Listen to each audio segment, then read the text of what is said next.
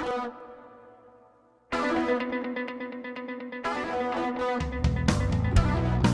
right, friends, happy Monday. Good to be here with each and every one of you. Behind the What's Right microphone is me, your favorite recovering Californian. Yes, Sam Mirejovsky here.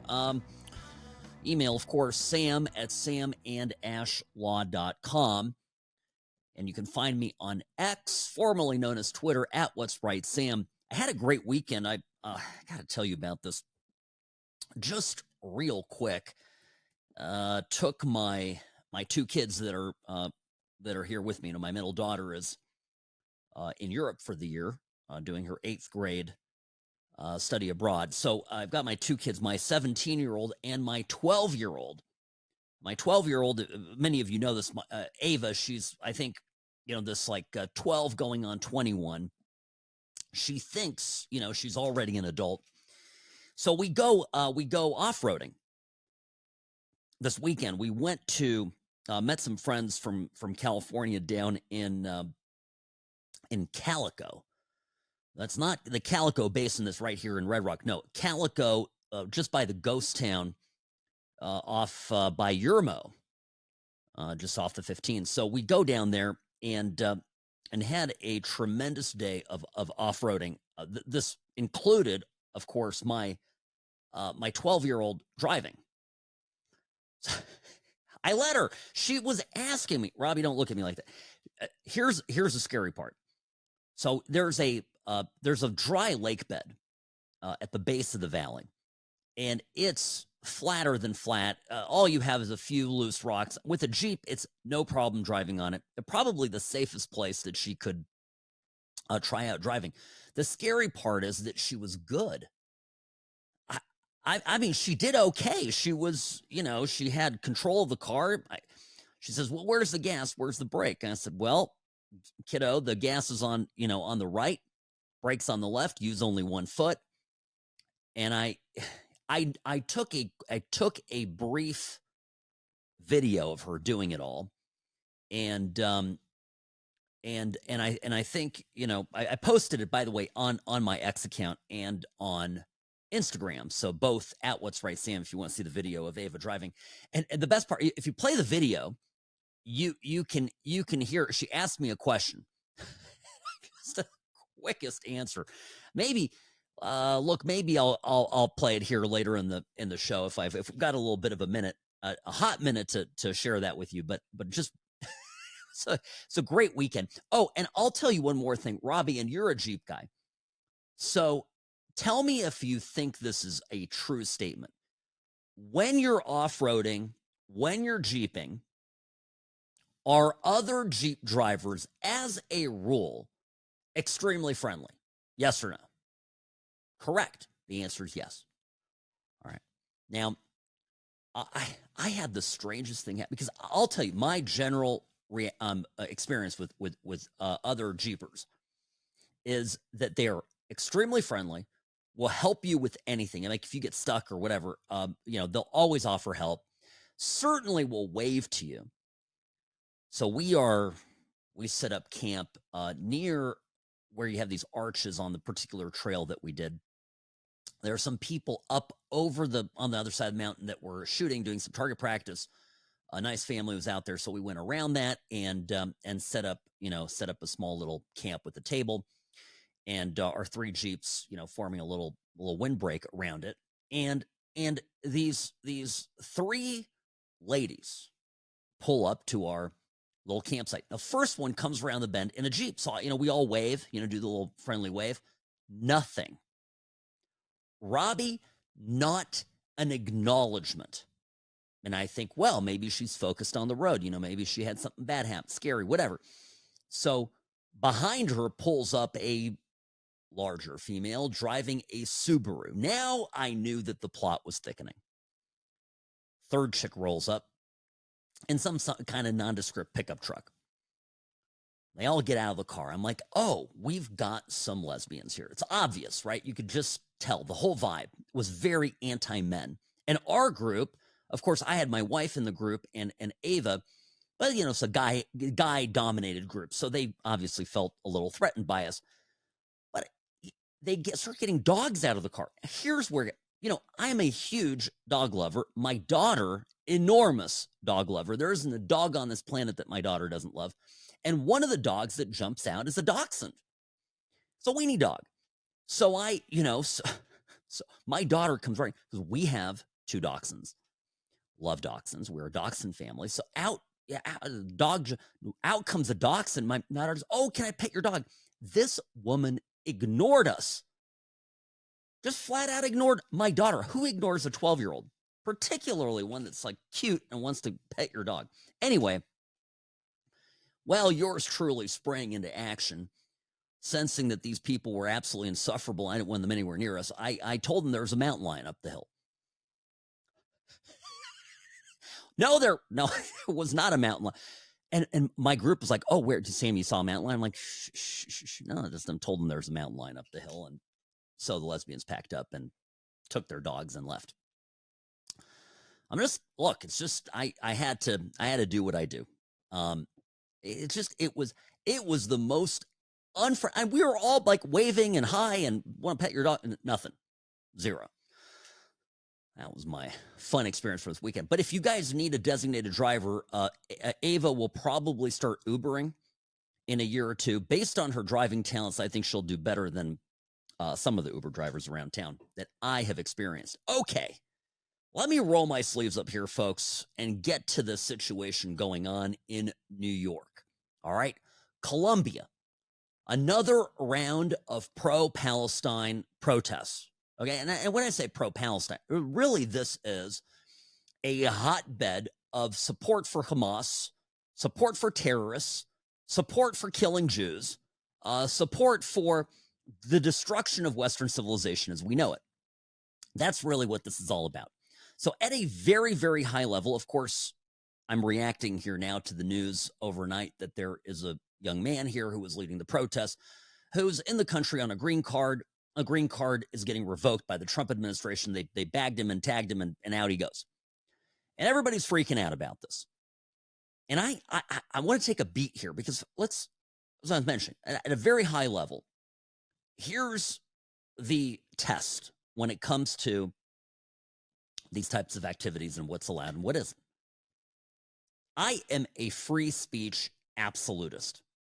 Let me be clear about that. Like, I am absolutely 100% behind people being able to say even very terrible things. So if somebody wants to stand on a street corner and yell death to Jews, or worse, yay Hamas, yay ISIS, ISIS is good, Israel is bad, obviously things I profoundly disagree with every fiber of my being, but still, that's what the First Amendment is. The First Amendment is about allowing people to say truly horrendous things and being free from government interference with that speech. And one of the reasons I want to have this happen, of course, is because I want to know who the people are out there who want me dead. I think it's very helpful. I like when they self-identify. Now, that has only anything to do with speech. Actions are different. Now, I don't know, as of today's show, as of 1:15 in the afternoon on the 10th of March, I have no idea. I can't tell you definitively what's been going on at the Columbia campus because there's a bit of fog of war here. You have all the leftists, you have all the mainstream media people claiming that this guy was just a nice guy. He was out there, wouldn't hurt a fly, just speaking his mind. And if that were true, potentially what the Trump admin is doing is problematic. The rub here is I don't believe anything that these people say. Let's go back in time. Columbia has been a hotbed of pro-Hamas, not just protest, but actual honest-to-goodness harassment of Jews, of pro-America people, of faculty that won't join the Free Palestine movement. People have been confined, have been prevented from entering spaces, have been subjected to behavior that at the very minimum meets the conditions of kidnapping. Felonies were committed under the previous regime. Biden didn't move a finger. And you had students on this campus engage in actual unlawful activity. And that's why I don't believe the narrative. Until I'm proven, wrong on this, I don't believe the narrative that this guy was just some nice guy out there standing and eloquently speaking on behalf of the oppressed Palestinians. That, to me, is just not believable. And I saw the tweet here from Ann Coulter a couple hours ago where Coulter goes, hey, listen, I am all for deporting everybody, but if this guy was just speaking his mind, I don't think, this is the right way to go. And I'll tell you, for me, the bright line rule right now is we are in an existential threat to Western civilization as we know it.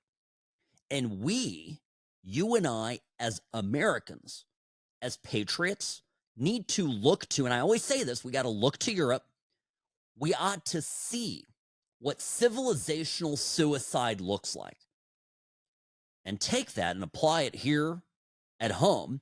And that means we cannot clutch our pearls and agonize over the finer points of should we be more tolerant, et cetera, et cetera. If this guy broke any, and I mean any, of the dozen plus rules that govern people who have gotten green cards, out with his money.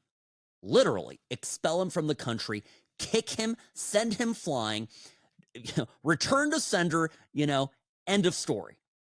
If there is the least bit colorable legal justification for revoking his green card, I am 100% for it. My tolerance with these pro-Hamas people, with these people that literally, it's not about Palestine, folks. These are activists that want to destroy America from within. The idea of letting them into the country, to me, just foundationally is preposterous. Need to take a quick break here. Let's unpackage this here a little bit. Permit me. There's a lot to it. But I see a lot of conservatives just absolutely, wilting in the face of this, and it's not going to come from me. Sam Mirejovsky, News Talk 840 KXNT. The What's Right show is brought to you by Sam and Ash Injury Law. In a crash, call Sam and Ash 702-820-1234 because you deserve what's right. I'm the best. Personal injury law has been the same for a long time. The best. Big egos, greed, and sleazy schemes. We've had enough. Welcome to Sam and Ash, the new standard for personal injury law, where things are done the right way, because you deserve a team that delivers real support and results. When you have both, your whole world can change. Sam and Ash Injury Law, because you deserve what's right. Hi, Sam Mirejovsky here behind the What's Right microphone. Greetings, friends. Welcome back to the program. So, as you know, ICE arrested the Palestinian activist who was leading the Columbia protests, Mahmoud Khalil.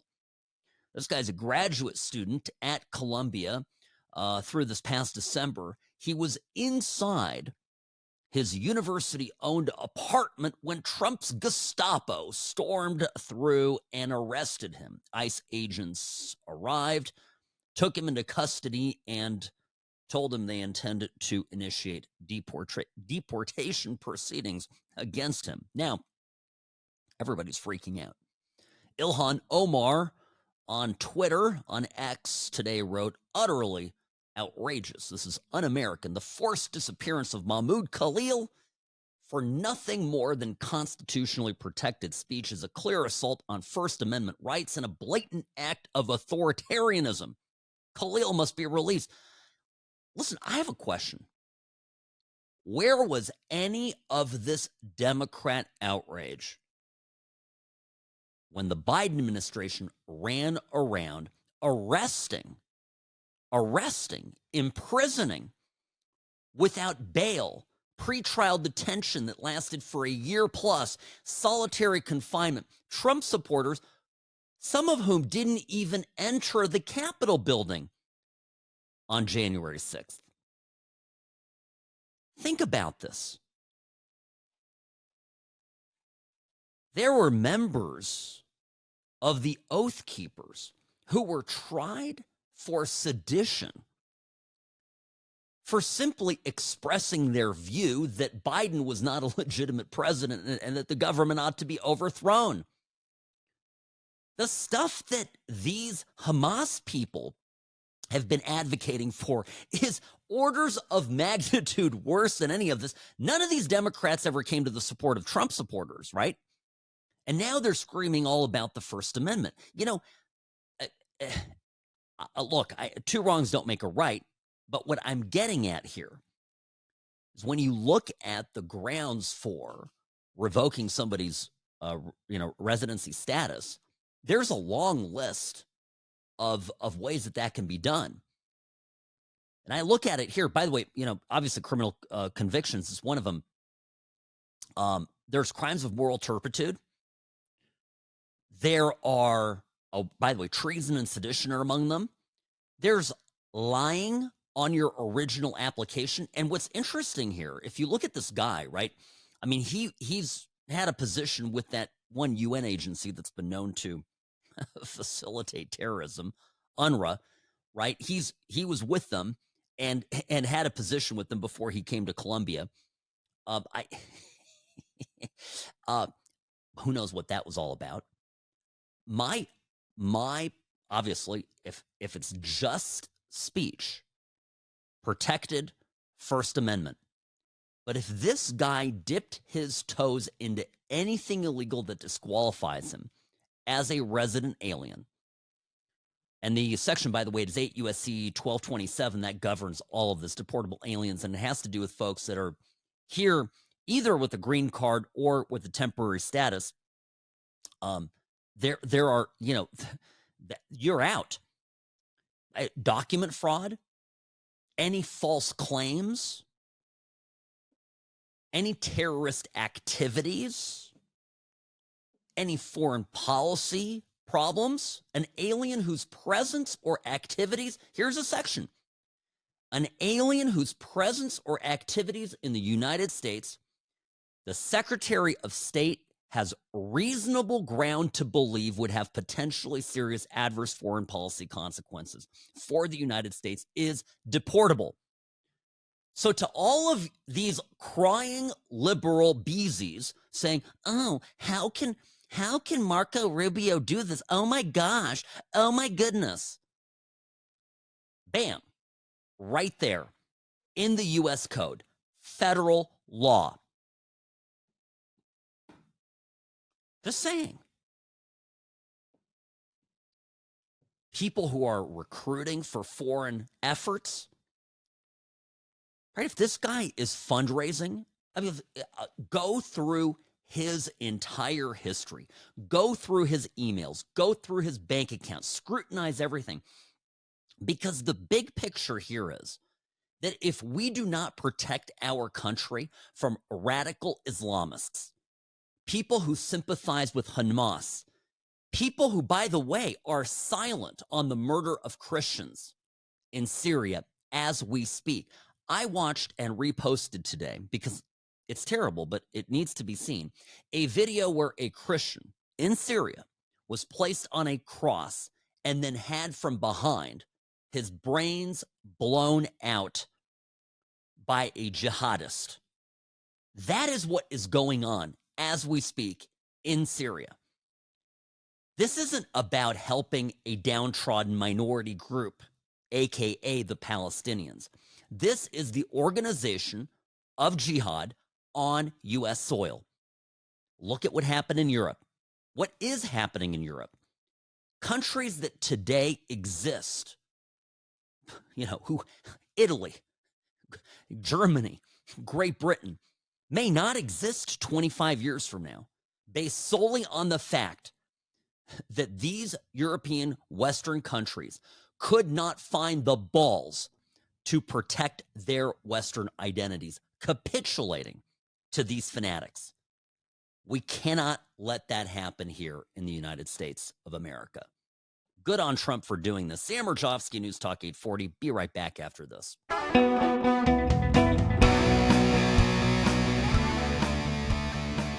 All right, friends. Sam Mirejovsky here, host of the What's Right Show, your place for common sense conservatism, Monday through Friday, 1 to 3 p.m., here on News Talk 840 KXNT. So, I'm just going to make this point one more time because I see a lot of people sounding off about this issue. Conflagration, Colombia, of course, again, steeped in pro-Hamas protests.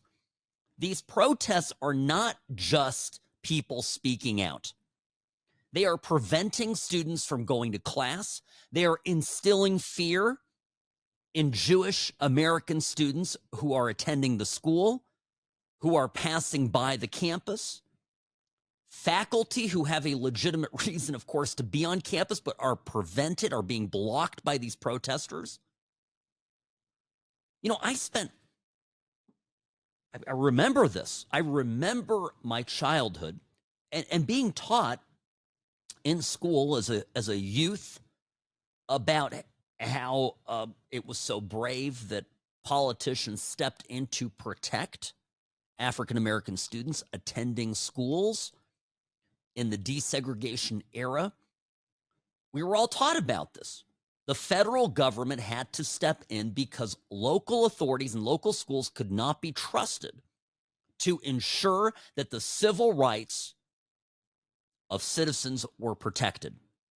And here we have a repeat of this, and the very same people who have, I don't know how to, who have cloaked themselves in the glories of the civil rights movement in the U.S. historically, Democrats claiming that often to their credit, cannot say boo to protect students on college campuses in 2023, 2024, 2025. They won't do it. Silent crickets, because these are people who have, almost without exception, capitulated Western civilization to the fanatics. It is, as Professor Gad Saad calls it, and I love, calls, right, he's Gad Saad is a professor, Canadian professor, Jewish origin from Lebanon. And what he experienced, of course, was radical Islam up close and personal. He'd been himself abducted by Muslim radicals, spent some time in captivity, and ultimately made it to the West, made it to Canada, became a college professor and a writer. And so, so he'll write about this parasitic, this parasitic mind that the left has. They believe that they're just going to be so compassionate with people that want our destruction that ultimately we just turn everything over to them. And it's Robbie, I got to credit you for unearthing this old Mark Stein article, because this is exactly right. Mark Stein did a piece. It's the Demography Stupid. January 4th, 2006 is when this was published. Almost 20 years ago. And Stein writes that most people reading this have strong stomachs. Let me lay it out as baldly as I can. Much of what we loosely call the Western world will not survive this century. And he goes on to talk about how Western civilization cannot figure out a way to save itself. We've prioritized a secondary impulse, caring for health care, daycare, all sorts of ridiculous socialism type things, over preserving our actual society. And one of the things that I think he writes very, very properly is about the war on terror and radical Islamism. He writes, there are many trouble spots around the world, but as a general rule, it's easy to make an educated guess at one of the participants. Muslims versus Jews, Muslims versus Hindus in Kashmir, Muslims versus Christians in Africa, Muslims versus Buddhists in Thailand, Muslims versus Russians in the Caucasus, Muslims versus the backpacking tourists in Bali. That's what the war in Islam is about, right, Mark Stein, almost 20 years ago. It's our lack of civilizational confidence. He cites a famous quote, civilizations die from suicide, not from murder. And that's what this is. The left preaches tolerance. How can you have tolerance for people who want you dead? Again, free to say whatever you want, but the minute you begin organizing and are creating a clear and present danger to the United States of America, out with you. You're done. Over. Move on. And we conservatives cannot be so timid and so afraid of being smeared by this fascist, Nazi label that they've already overused. I mean, that's the best part about this. I mean, let's humor me for a minute. Let's suppose, and I don't believe this, but let's suppose for a minute that what Trump was doing here was actual Nazi thuggery. And I'm talking about deporting this or attempting to deport this agitator on the Columbia's campus. They, the left, have overused the slur Nazi, fascist, totalitarian, right? All of these labels have been so wildly overused that they don't stick anymore. They've lost all their teeth, and they can't use it now without being comical.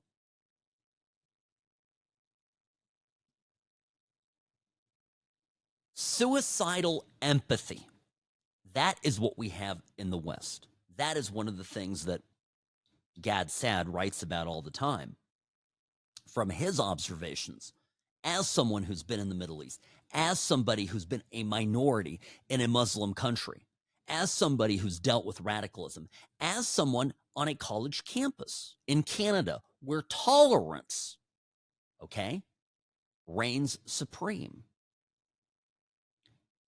The word tolerance has been completely hijacked by the left because it does not actually mean tolerance. The left is completely intolerant of any opposing viewpoints. The left, when it comes to, let's throw out a topic, I don't know, environmentalism, global warming, right? Are they tolerant of other viewpoints? What happens to researchers who say, well, wait a minute, climate change isn't real? Like, look at the data. Now, we went from an ice age, we had a warming period, it goes up and it goes down. It has nothing to do with man-made emissions. Nothing. Irrelevant. What happens to those scientists? Is the left tolerant of their viewpoints? What about the people that disagreed with the steps taken to mitigate against COVID? Flashing back to, I don't know, late 2020, when we started to have enough data to make certain conclusions, informed conclusions about what was going on. But wait, the minute it went against the left's political orthodoxy, guess what? Gone out the window. But any of what the left does is as dangerous to us, as existentially, critically dangerous to us as tolerance, aka cultural diversity. Because when it comes to Islam, when it comes to the jihadists, when it comes to Hamas, they don't want to coexist with Israel. Listen to what they're saying. When they say from the river to the sea, what they mean is the Jews must die. What they're saying is Israel must be gone. They don't want to coexist. They want to kill. Look at these videos, if you doubt me, of what is occurring as we speak in Syria. Jelani, an Islamist puppet installed by Turkey, comes into the country, puts on a $6,000 suit, starts going to Brussels. He's going to be feted, I think, in Brussels this week at the EU. He's going to they're going to welcome him as the liberator of Syria. Another successful regime change effected by the globalists. And more Christians die. More minorities are persecuted. More murder generally, and death and destruction. I mean, this is not a defense of Assad, but it's I think another example of where Tulsi was right. I mean, Tulsi said, look, hey, listen, Assad's not a great guy, but the alternative could be far worse, and we got to be careful. And what did the left do? Started screaming that Tulsi Gabbard is a pro-Putin, pro-Assad puppet. Folks, we are so stupid. We can't get out of our own ways. And I say we, I mean this as Westerners. Now, you and I, we get it. But when I get an email occasionally, Sam, you talk a lot about Europe, talk more about Nevada. I'm telling you something, Nevada will not exist 50 years from now, okay? If we do not pay attention to and take lessons from what is happening in Western Europe. We are on the precipice of cultural disaster. And Trump, my gosh, and Rubio and everybody, I am so glad they put their big boy pants on this week and are going after these a-holes. Because out with them. And again, literally in the U.S. code, it's in there. It's in section, 8 U.S.C. 1227, excuse me. It's in there. Foreign policy in general. Section C, subsection I.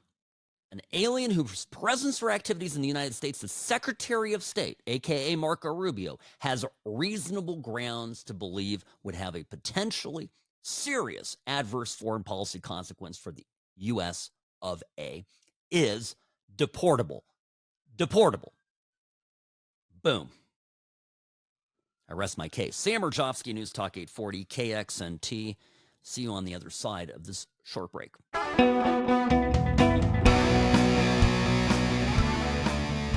It's almost like people have forgotten the lessons from Syria, in Syria with Libya. Sam Mirejovsky, News Talk 840, KXNT. Remember Gaddafi? Gaddafi was a bad dude. Yes, he was. And guess what? Well, we agreed with Hillary Clinton about him, didn't we? Hillary Clinton said that Gaddafi needed to go. We're like, well, yeah, of course he needs to go. Everything's great. So they did what? They did a little regime change on Gaddafi, right? And dragged him out and had him shot in a gutter, in a ditch. Now, the result, of course, is that Libya has been a hot mess ever since, and perhaps poses a far greater danger to the United States now than it did before. And you know everything that happened there at the embassy, and something that Hillary Clinton blamed on a conservative documentary. These people disgust me. Sam Mirejovsky, News Talk 840, KXNT. Greetings, friends. Welcome to the program. So I'm just, I'm just sick of being told what we should and should not be involved in around the world. I like Trump's approach to this, right? Trump's approach is, how does this help the United States? Does this further our interests? And when in doubt, stay away from it. When in doubt, avoid it. It's interesting that the same people that want us to be hands-off radical Islamists in our own backyard, then go and say, oh, we ought to go fix things in Syria. We ought to go fix things in Libya and in Iraq. We ought to fix things on the border between Ukraine and Russia. I don't know. Maybe some are worthy causes. Maybe some aren't. In retrospect, a handful of our military and otherwise intelligence-based foreign interventions have not resulted in good news. You know the story last month that the parliament in Iraq, remember George Bush wanted to bring democracy to Iraq. And a lot of us, neoconservatives, I was one once. I remember we were like, yeah, democracy, it's democracy. And why? Was Saddam Hussein a good guy? No. Was he a nice, benevolent dictator? Of course not. Did he keep a group of people, a country that has become a hot mess in line? Yeah, he did. Did he keep Iran in check? Yeah. In retrospect, removing Saddam Hussein was idiotic. And speaking of, right, it was a couple months ago, the parliament there in Iraq voted to legalize child marriage so that, 70-year-old men can marry 8-year-olds. It's disgusting. These people are animals, right? In no way, shape, or form is a society that allows that compatible with ours. It just isn't. And you cannot say, right, well, all societies, Sam, have good and bad in them. All societies, all cultures have their values. Sam, that is the joy of having a multicultural society. You have to be tolerant. I'm sorry, I will not be tolerant of a culture that thinks it's permissible for a grown man to rape a child. I do not believe that a child of 8, 10, 12, 14, 15 even has the right to consent to a marriage to an adult. Right? It just on no planet is that acceptable. I mean, it is apparently for them. So it's time that we begin talking about this, right? And every time you see somebody out there with the Palestinian flag, what does that mean? What does that symbol mean? I remember last year when I went to Spain, we did a road trip in June, right after my kids got out of school. We all of us got in a car, flew over there and got in a car and drove around Spain. And I was absolutely shocked by the number of Palestinian flags hanging out of windows, and particularly in the Basque Country in San Sebastian. Absolute madness. And I reflect on that quite often. What does that Palestinian flag mean? You see, it does not mean what a lot of nice liberals in the U.S. think it means. You're not supporting a cause. You're literally supporting terrorism. Those Palestinian flags went up even before Israel struck Gaza. Those Palestinian flags went up. All the support, all the effusive praise for Palestinians and agitations against Israel came out on the moment, the Saturday morning when I woke up to find out what had happened, October 7th. Israel didn't even make a move before these people went out there to support Palestine. What they want,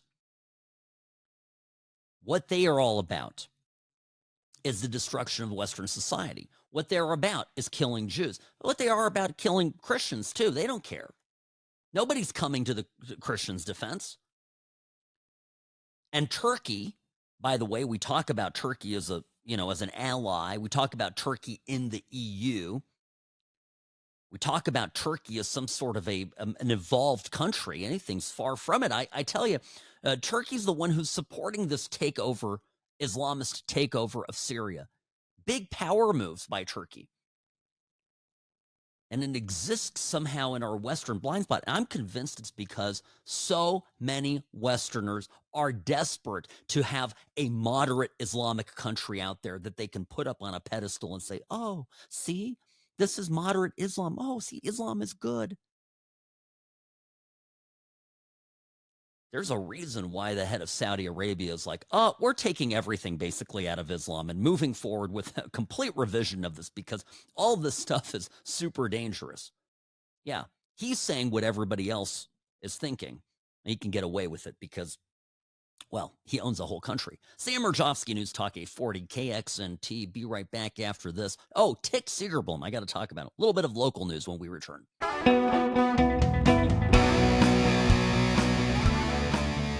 Rarely wrong, always right. Sam Mirejovsky, News Talk 840, KXNT. Welcome to the second hour of the What's Right show, brought to you by Sam and Ash Injury Law. My email, sam@samandashlaw.com. And of course, you can reach me on X, formerly known as Twitter, at What's Right Sam. Okay. Briefly here, let me take a detour from some of this foreign policy stuff to address a bit of a controversy that sprung up over the weekend involving our own Clark County Commissioner, Tick Segerblom. Boy, Tick really stepped in it, let me tell you. Well, can I play I normally don't want to lead with a video here at top of the hour, but let me play the video because he was accosted, I think, by Mindy Robinson and her band of agitators. I'm not a huge Mindy Robinson fan. I think she's, sort of a clown. So she comes up to Tick Segerblom and listen, if you don't know this video ended up going viral on libs of TikTok, number one. Number two, Tick Segerblom is somebody that I disagree with probably on just about everything political. Tick is a huge marijuana guy. He is a pot-smoking, hippie, communist degenerate. So it pains me to have to somewhat come to his defense here, okay? I'm just saying. Here's the video. As people are calling him, if you've missed this, people are calling him a pedophile, okay? And it's okay. I'll play the video here. Here's what happened. This is the clip, unedited, as it was posted and went viral on libs of TikTok. You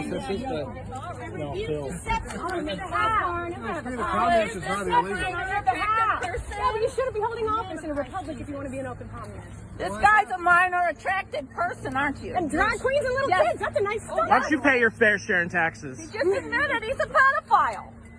Drag queens are not pedophiles. Drag queens for nightclubs. Yes, you are minor attracted. What's your problem with the drag Because queen? they're with children. They don't belong in front of children. It's a nightclub activity. Okay. I'm with every reasonable person here. I got a little carried away when I first saw this, and I thought about it a little bit more. And I just don't think that even if you are a pedophile, somebody says, are you a pedophile? You say yes. Generally speaking, the folks maybe in the Man Boy Love Association are a little bit different, but your Tick Segerblom, I don't think he understood the question. I don't think he heard it. I think these women are all shouting at him at the same time. The microphone is being held by the person recording. So her question, are you a minor attracted person, comes out clearly in the mic, in the recording, and he says yes, but it sounds to me, okay, that he didn't hear the question exactly, and or he was reacting actually to a different question that was being yelled at him by the woman closer to him. Now, the reason I'm putting this video, I'm talking about this today, is I went through and reminded myself a little bit about Tick's history. Tick has been huge on pushing drag queen story hour to kids. You don't have to go far in his Twitter X account to find him standing next to two very young kids here in Clark County wearing some, gay shirt, and a drag queen there going, because, right. And well, I'm getting there, Robbie. Just bear with me. I don't know that Tick is an actual pedophile, but he's absolutely pushed this drag queen business on kids. He thinks drag queens are great. And yes, groomer behavior, completely unacceptable. But I also think that Tick is sort of a dimwit who smoked enough pot to completely ruin what little brain he had to begin with. And really just is one of these libs that goes around, oh, it's the latest fad. I'm going to go with the latest fad to get a little bit of attention for myself. The real story here isn't that he's a pedophile. The real story here is that he ought to retire and get the hell away from politics and stop destroying the county. Because everything this man touches, I'm telling you, turns to crap. So I had to address this here because I know, because and I don't like when Nevada, particularly the city I love here, Las Vegas, ends up, in the news on libs of TikTok. And never a good day when we go viral. Well, actually, there's one exception. We did go viral, and I'm going to have a little "see, I told you so" moment.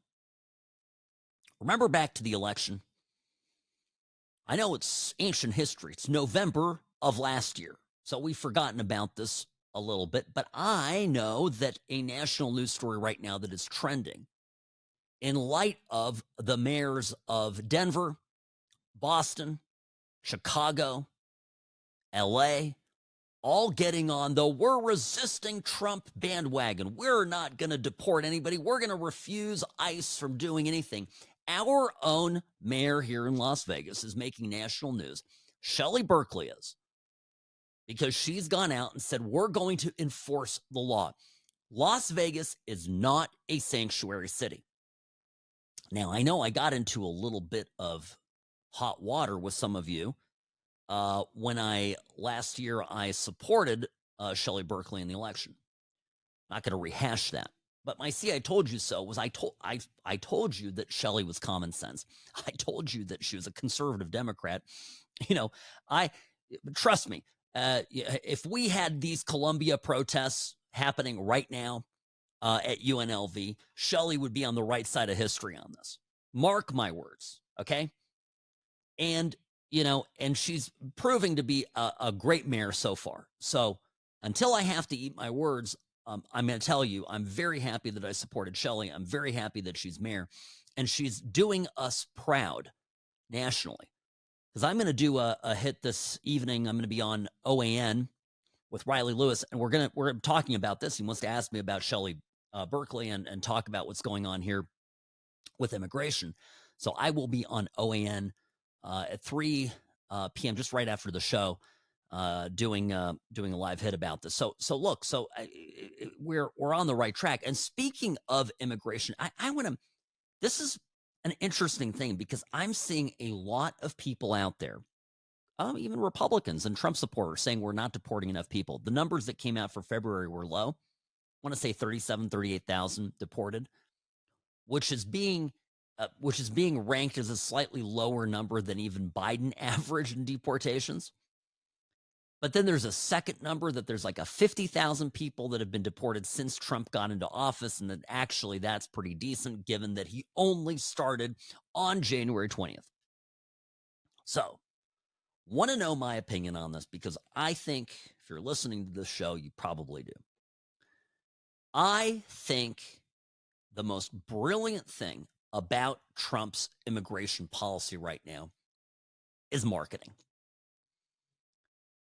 It is without dispute that if you are a person living in Mexico and El Salvador, in Guatemala, anywhere in the world, thinking about coming to the U.S. illegally, you are having second thoughts because you have seen images, videos, the like, showing what I think a lot of bleeding heart liberals think are inhumane and terrible scenes of folks getting arrested and mercilessly hauled off and placed in leg irons and frog marched onto, waiting airplanes and being sent bye-bye. Hasta la vista, baby. You're out of here. For every one person that stars in a video that is seen by 1 million people, thousands reconsider coming here in the first place. One of the top reasons you are seeing contacts at an all-time low at the border is because people have rethought coming here because they know the welcome sign has been removed and replaced with the "if we find you, if you F around and find out." The find out part is guaranteed. Right?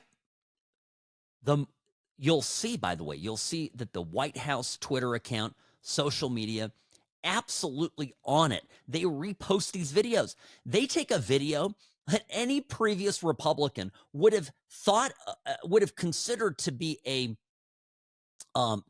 smear or would have been panicked to have released, scenes of some guy, on his way to work getting pulled over by a bunch of unmarked vehicles and guys jumping out with, I saw one video, the guy's filming it himself. He's like, "I'm just off to work." And they're like, get out of the car. And the guy he actually had an ATF shirt on. This is interesting because it's not all DHS people. I think Homan has put together a posse of hand-picked guys because they can't trust the DHS people. They can't trust the bureaucracy to get everything done. I think, and they're leaking this stuff out there to the media. There's moles throughout these organizations, Biden holdovers. So they're assembling these crack squads of 20, 30 guys working for different agencies, but they're filming it and they're taking the videos. And Trump is putting these videos out and disseminating them, which of course the liberals are helping in because they all think that this is terrible. But I think the marketing value of putting this out there, absolutely priceless. Who wants to come to a country that, illegally? Well, when the very real risk is, and you're seeing the videos, is that you're going to get found out, hauled off, embarrassment, loss of everything. Oh, the stuff you have in your house, you're never seeing that again because 2 days from today, you're getting handcuffed and sent goodbye. And one of the best things that I saw was on Fox News that Kristi Noem and DHS are taking the CB1 app. Yeah, the CBP1 app, the app that Biden was using to fast track illegals into the country. The Trump administration is going to turn it into a self-deportation app. It's like, press here to self-deport. Amazing stuff. Sam Mirejovsky, News Talk 840. Be right back in just a few minutes. The What's Right show is brought to you by Sam & Ash Injury Law, because you deserve what's right. The Sam and Ash team, they wanted me to have the best care. They had my interests at heart. I have an enormous amount of gratitude. I cannot say enough thank you.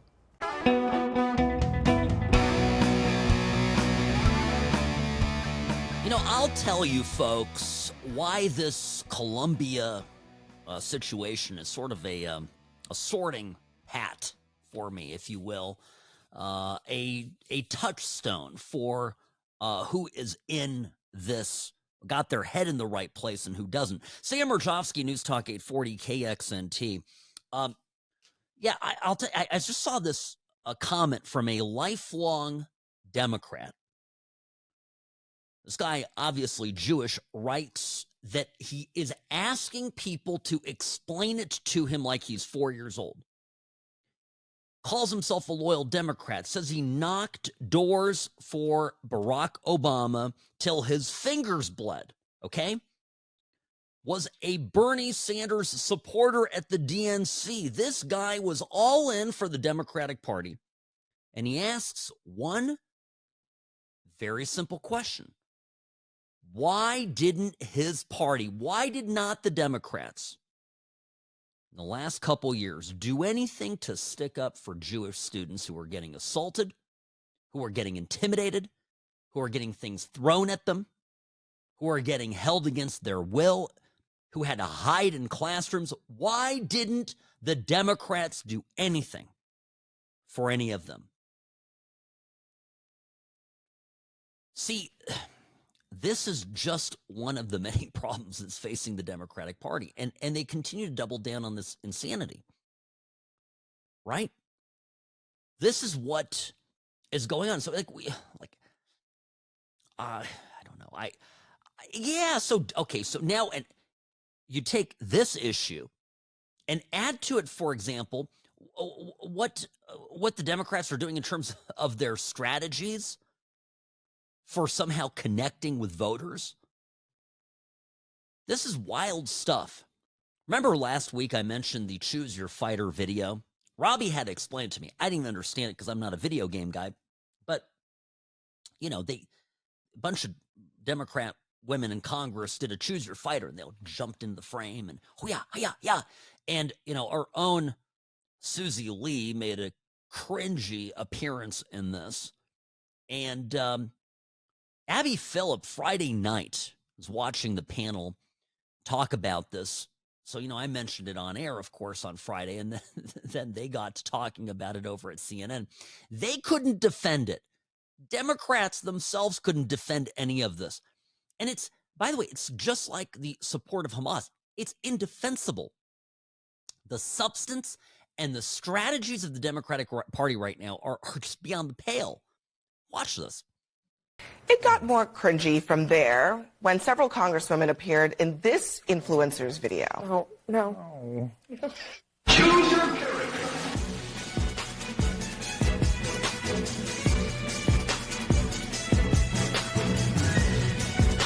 You have different congresswoman jumping onto the screen and dropping in. There's Jasmine. Oh, Susie Lee, she showed up doing a So look, it froze on Susie Not Lee. fair. We can't be that bad. That makes the whole party look. Yes, you are. That bad. I mean, These are Democrats laughing. I mean, nobody asked for that in particular. And I also just think it's like you start with all the chaos of the different responses at the joint address, and then you have this super sober Elisa Slotkin response, and then a couple of days of just all this random social media. They clearly antics. don't have an idea of what to do. They have had at least months to prepare, at least since the election, to start preparing. This is weak. This is not the way we should be responding. This does not give the country any confidence that there is an opposition to this. I actually think Al Green had the right idea. If we think that he's a dictator and we're moving in an authoritarian direction, then we should be standing up. But then to have Democrats vote to censure him, for shame, as if their civility is more important than standing up to a dictator?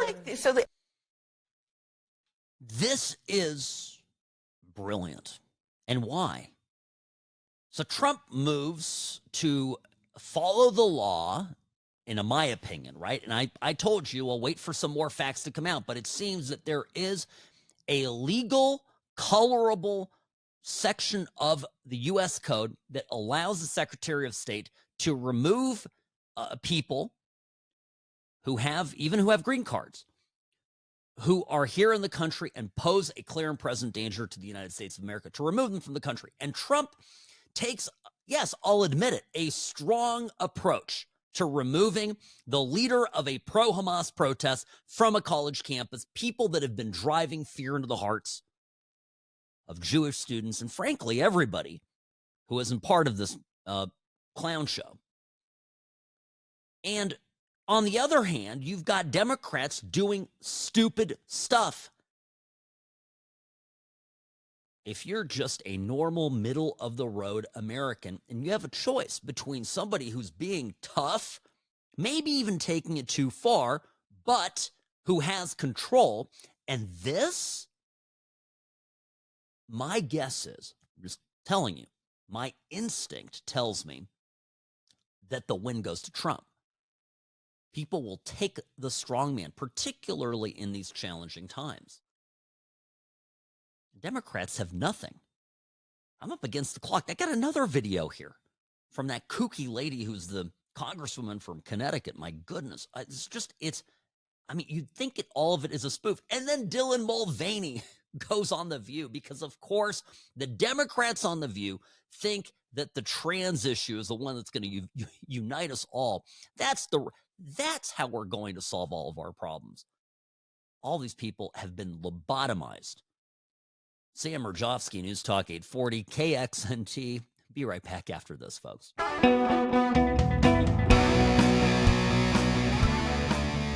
Nevada's favorite recovering Californian behind the What's Right microphone. Greetings, friends. Welcome to the What's Right show, brought to you by Sam & Ash Injury Law. In a crash, call Sam & Ash, the only law firm to trust in Nevada and California and beyond. 702-820-1234 is the phone number. And, of course, if you've got any questions for me, email me, sam@samandashlaw.com. And, of course, on X, formerly known as Twitter, at What's Right Sam. Also on Instagram, same handle. Okay. Mentioning some of the crazy things Democrats are doing, I think at the top of the list is Congresswoman DeLauro. You know, she's the one who looks like one of the witches from a Hansel and Gretel story. And got the crazy glasses. The glasses are cool. It's what comes out of her mouth that's wild. So she claims that a young staffer in her office gave her a script where she begins to use a bunch of hip vocabulary that no doubt she has no idea about. Calls herself the ranking Rizzler on appropriations. The ranking Rizzler. By the way, Riz, this is a term that the younger generations use to say that you have charisma. Yes. And by the way, my kids, when I throw around these terms and I say things like oh, that's fire, and Rizzler and things like this, they get very, very agitated. Kids do not like when parents use these terms. But here's Congresswoman DeLauro making an absolute fool of herself. Yo, this is the ranking Rizzler on appropriations, serving Connecticut's 3rd District. This it's time to enter your dark academia Congress era. All right, besties. House appropriation is the money moves in Congress. We are not chasing the bag. We are the bag. Democrats are making life smoother through government funding. It's giving, it's giving. So Sigma, main character energy. But Republicans' project 2025 is mad sus. Eliminating the Department of Education? Negative aura points. Basically, the biggest phantom tax on the environment, on your education, and your rights. Big L posting it online, buddy. Democrats understood the assignment, but go off. See how I keep you informed? Very cutesy, very demure.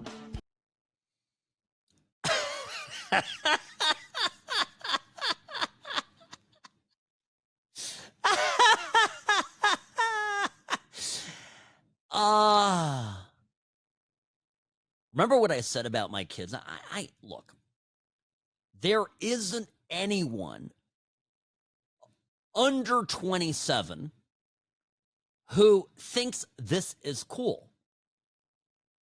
My kids do not think it's funny when adults speak their language. My youngest daughter, my 12-year-old, if I say skibbity, she literally starts to glitch. So, well, what I mean by this is this doesn't win her anything, right? This this pandering, it's not who she is. So many young, 18 to 30-year-olds are breaking for Trump because Trump is just being himself. He's calling it as it is. He's giving them hope that their generation can achieve the American dream. He's winning. Trump is winning on substance, and he doesn't have to, pretend to be somebody he isn't. He's genuine. He's real. This woman is an 82-year-old witch who's trying to appeal to 18-year-olds. It's so bad. And then we take an 80-20 issue, right? Because we're kind of, the country's over getting the trans thing shoved at us. You remember Dylan Mulvaney. Dylan Mulvaney's a guy pretending to be a girl who Bud Light thought would be a fantastic idea to have him be a her advertising their product. It went about as well as a lead balloon, at a birthday party. Here's Dylan Mulvaney today on The View. I can't believe they're doubling down on this. I think what we're living through is something that in the history books will be written about, and I want to make sure that he's wearing a my cute piece dress. of it is white advocacy. And it's interesting because people often put me as an activist when I'm really just a musical theater girl who now I'm a musical theater girl. But I think if I was to be able to speak directly to trans people, I would tell them that the parts of us that they are attacking are the best parts of us, and that it's what makes us special and is magic, and hopefully they can see that. And if the folks who maybe don't see me as a woman, which is such a shame, but I just hope that they can find a trans person who they can connect with to see that we are not monsters, that we're not trying to hurt anyone, and that we're really just doing our best the same as everyone else. Beautifully said. I don't think that Dylan Mulvaney is a monster. I just think that when Dylan Mulvaney talks about creating magic, is he referring to destroying an iconic American beer brand? Is he talking about erasing billions of dollars of market cap of an established American company? What is the magic we're talking about here? The marketplace spoke and said that they didn't want this shoved in their faces. Look, I'm not the target audience even. I don't know, Robbie. Let me think about this. I probably have never had a Bud Light. Not really a beer guy. But I don't think I've ever had a Bud Light. I'm not the guy that was buying Bud, is my point. But a lot of people that were buying Bud stopped buying Bud after this fiasco. We all know the story. We don't have to rehash it. Do you know what's funny to me, Robbie? And this is important. So Whoopi Goldberg goes in and she's trying to make arguments against trans people. Well, let's play what Whoopi says. But I want you to think about something as you listen to Whoopi. What is The View? What is The View? The way I understand The View is that it is a show by women for women. Right? I mean, that's the show. Now, I'd argue that they have a side hustle of creating clips for my show that make my show better. But they don't probably perceive that as being a core mission. But it is. It's functionally very true. So this show, by women, for women, talking to a dude dressed as a woman. And while you're listening to Whoopi, ask yourself this. How many trans women are on The View? Right? Important. I think part of the problem that the trans community is facing, and it's the same problem that women face, is if you don't know anything about our bodies, you don't know how it works. So when you come in and you say, oh, these are men, Competing against women. You're assuming that the women are weak and just can't do anything except be here. Have you seen female athletes? They know what they're doing. So I'm not sure what's going on or why this is an issue. The same for me as when people say, oh, you know, I don't know how I feel about you. You do. God doesn't make mistakes. No. And the challenge is not to the trans people, it's to the people who are not trans. That's what God is looking to see, how you treat people. Yeah. I don't even know what she said. Like, Robbie, what the hell did Whoopi say? She's talking herself in circles. You know what? If Dylan Mulvaney is a woman, why don't they have her, quotes, her, be a co-host? Why hasn't The View, a show for women, by women, for women, why haven't they brought on a trans co-host? I mean, the simple answer is, of course, I don't think that at the end of the day, the women running The View think that trans women are actually women. And I think, by the way, Caitlyn Jenner is wildly entertaining, and having Jenner on would be good television. No? Well, Caitlyn Jenner's too conservative. So wait, by the way, what was the whole thing about God doesn't make mistakes? If a girl is born with a vagina and begins developing breasts during puberty, isn't that God creating a girl, creating a woman? And along come this little girl's wackadoodle parents and say, oh, you having doubts about frustrations in life? And what? Oh, maybe you're a boy. Isn't the entire trans movement about second-guessing God's creations? Isn't it all about doctors creating something that is different from what nature, God, whatever you want to call it, created? So there it is, right? These people are whack. And why am I bringing this up? It all ties together, folks. These things always do. The same people that are insisting that we commit cultural suicide and cede Western civilization to the lunatics are also claiming that we have to buy hook, line, and sinker, even when they have lost on this issue. Literally, one of the contributing losses of issues to the loss Democrats faced in November was shoving all this trans stuff down our throats. And in the face of that, they continue to double down on this insanity because Democrats do not engage in evidence-based decision-making. It's all emotional. None of it is logical. And the through line to all of this is they want to destroy society as in all of its most successful forms. They want to destroy the family. They want to destroy what they call the patriarchy. You know, men, fathers leading in their homes, men working, men building, creating a society of success. They want to destroy wealth because wealth is evil. Yet you go to any great American city, and what's left of it are gorgeous buildings built by some of the most successful people this country has ever seen.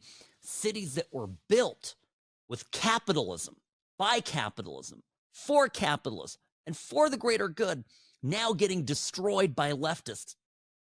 Gender as a mutable characteristic that can be toyed with at will, words that don't mean anything. Protecting radicals that want to destroy our society and at the same time imprisoning patriots. This is what the left is. And the only good news that we have is that we Americans, unlike our European counterparts, we're talking about other Western cultures, we have seen the light, and we're kicking these clowns to the curb. And I think my only, gripe here is we haven't done it soon enough. Sam Mirejovsky, News Talk 840, KXNT. Be right back in just a few minutes.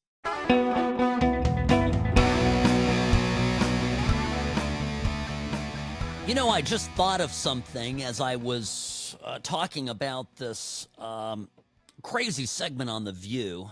Sam Mirejovsky, News Talk 840, KXNT. Greetings, friends. Welcome to the program. So, the fight against toxic masculinity, Robbie said to me here during the break that it's actually toxic femininity that has created a lot of problems in our society right now. I would argue with that, but I would agree with that, but I would also argue, Robbie, it's more broad than just toxic femininity. See, we have this thing in our country where for a long time, the left has targeted literally everything that succeeds. And think about it in the context of the Middle East, right? And the Middle East conflict, broadly describing, the Palestinians versus the Israelis. For the left, they side with the Palestinians because, why? The Israelis are successful. The Israelis were the underdog. They came out of nowhere, reclaimed their territory as they saw it, used force, rallied together, built a thriving country, thriving economy. They're successful. The left hates success. Attack on the family, of course. Families were known to be successful. And more importantly, families that are functioning are much more independent and less likely to be dependent on the government, right? Attacking the wealthy, destroying wealth so that, again, the left is needed. Look at this weekend, there's a SpaceX rocket launch and another rocket blew up over Florida. And the left predictably celebrated this. In fact, here's Saturday, MSNBC's The Weekend Show. Alicia Menendez, Simone Sanders, Michael Steele, formerly the head of the Republican Party. No wonder we lost so many elections. This guy's a complete and utter loser. But here they are literally guffawing over, failure, yay. Listen. On Thursday, a SpaceX Starship rocket exploded just minutes into its test flight. The FAA temporarily stopped air traffic around Miami, Fort Lauderdale, West Palm Beach, and Orlando. It is the second consecutive Starship test flight from Elon Musk's company to end with destruction. All I could think about was, I can't sing. No, please don't. That's good. That's good. We got it. We understand how painful that was for y'all out there. Just as watching things blow up. This is where you tell us that you starred as Glinda in your you better production of Wicked. No. But I've done a number of shows. But anyway. Why did they let him put this rocket up in the air after they were still investigating the last explosion? Well, so this is the thing. And that's probably why it exploded. But the thing to keep in mind is my suggestion for Elon, his response to all of this was rockets are hard. And Mr. Musk, if they're so hard, why don't you go back to your day job and work that out? And leave those of us who do government to do government, because you can't do both. And clearly you're failing right now at both. Your rockets are blowing up and the government's blowing up. Yeah, they're delighted. I don't know. Musk's SpaceX has made more progress on rocket technology in the last 5 years than NASA made over the last 50 years. So, trial and error. Make a change, try it again. Make another change, try it again. This guy's persistent. We're lucky in the United States to have somebody like Elon Musk, lucky to have him. And the libs are rooting for him to fail. How dare somebody do something better than the government itself. How dare somebody be able to do 2, 3, 4, or 5 things at once? Unbelievable. And that brings me to Stacy Abrams. Remember when Stacy Abrams got called out by Trump for her $1.9 billion for decarbonization of homes committee?